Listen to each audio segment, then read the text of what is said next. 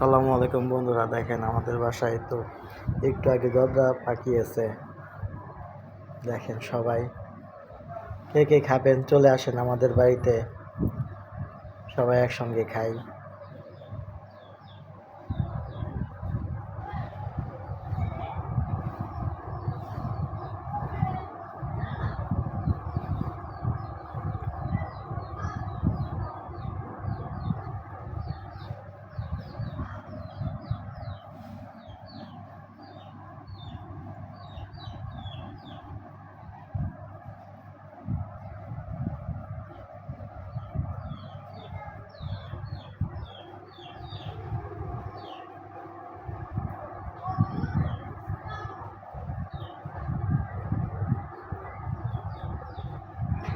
খেয়েছি, বেশ মজা হয়েছে।